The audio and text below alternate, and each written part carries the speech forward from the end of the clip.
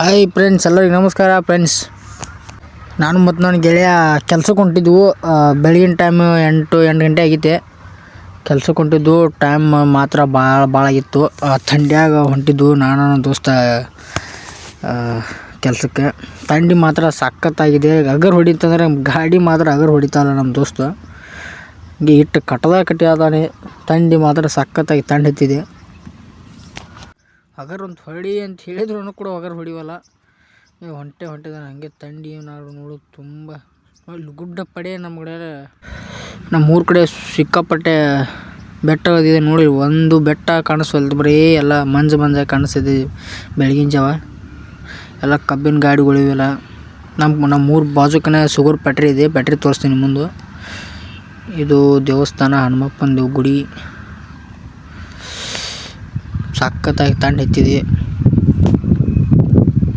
ನೋಡಿ. ಇಲ್ಲಿ ರೋಡ್ ಸದ್ಯಕ್ಕೆ ಕಾಣವಲ್ತ, ಆ ಥರ ಆಗಿದೆ. ಇಲ್ಲೆಲ್ಲ ಸಖತ್ತಾಗಿ ಥಂಡಿ ಹತ್ತಿದೆ. ಅವ್ರು ನೋಡ್ರಿ ಹಂಗೆ ಗಾಡಿ ಹೊಡಿತೀವಿ.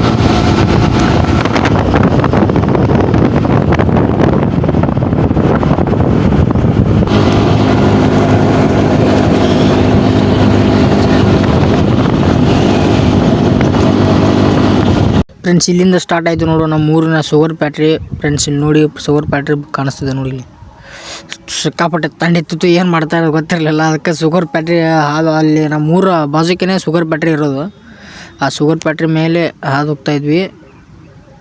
ಥಂಡಿಗೆ ಇಲ್ಲಿ ನೋಡಿದ್ವಿ ಸಿಕ್ಕಾಪಟ್ಟೆ ಕಬ್ಬಿನ ಗಾಡಿಗಳು ನಿಂತಿದ್ದಾವೆ ನೀವು ನೋಡಲಿ ಅಂತೇಳಿ ಮಾಡಿದ್ದಿದ್ದು ವಿಡಿಯೋ ನೋಡಿ.